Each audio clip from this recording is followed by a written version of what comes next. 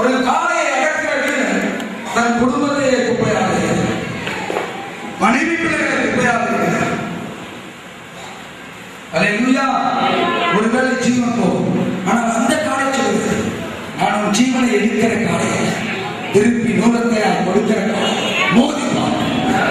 ஆனால் இந்த கோடையில் இறக்கம் வருகிறார். வேண்டுமென்றால் வேடிக்கை பார்க்கிறேன், வேண்டுமென்றால் உப்பரியை என்ன செய்கிறேன். ஆமா, உப்பரி கிடைக்கும் போது காலையும் மோதிரம் கண்டு மட்டுமா தெரியுது, பக்கத்தில் உள்ள எல்லாருக்கும் தெரியுது. கிறிஸ்தவ இதற்காக நீ யாக்கோபு தனித்திருந்த, யாக்கோபு தனித்திருந்த காலை திமிரிக் கொண்டிருக்கிறது ஒரு கூடாரை. அல்லேலூயா, அல்லேலூயா, அல்லேலூயா, அல்லேலூயா. வேதம் சொல்லுகிறது, காளையோடு போராடினார், போராடினார், கொம்பை பிடித்தார். காளை கேட்கிறது, உன் பெயர் என்ன? உன் பெயர் என்ன? உன் பெயர் என்ன? காளையை முடித்து சொல்லு, யாக்கோபு, யாக்கோபு சொல்கிறார். யாக்கோபு சிறுபிள்ளையா, எத்தனை என்னோடு போல இருக்கிறார். ஆண்டவரே, நான் யாக்கோபு. யாக்கோபு சத்தியத்தை தொட்டு பார்க்க திறனில்லாத யாக்கோபு, சத்திய சத்தம் என்பது என்னவென்று தெரியாத யாக்கோபு, சத்தியத்தை சரியாக உருவாக முடியாமல் தவிக்கிற சிறு யாக்கோபு, சத்தியத்தை கைக்கொள்ள முடியாதவனுக்கு துடிக்கிற யாக்கோபு. ஆனால் சத்தியத்தினால் என் உயிர் போகிறது. யாக்கோபு காளை சொல்லுகிறது, வா வா வா மகனே, நீதான் எனக்கு தேவை. வா வா சொல்லுகிறார் காளை. உன் பேர் யாக்கோபு அல்ல.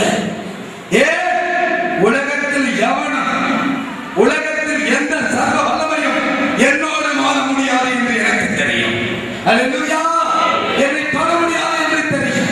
உலகத்தின் பாவப்பட்ட லூசிபர் என்னோடு மோத முடியாது என்று தெரியும். ஆனால் சிறு பிள்ளையாக இருந்தும் என்னை நேசித்து என் ஜீவன் போனாலும் போகட்டும் என்று என்னை தொட்டு பார்க்க வந்த என் வீர மகனே, நீ யாக்கோபு அல்ல, இஸ்ரவேல். யாக்கோபு, நீ யாக்கோபு, இஸ்ரவேல். இஸ்ரவேல் என்றால் தேவ பிரபு என்று அர்த்தம். இஸ்ரவேல் என்றால்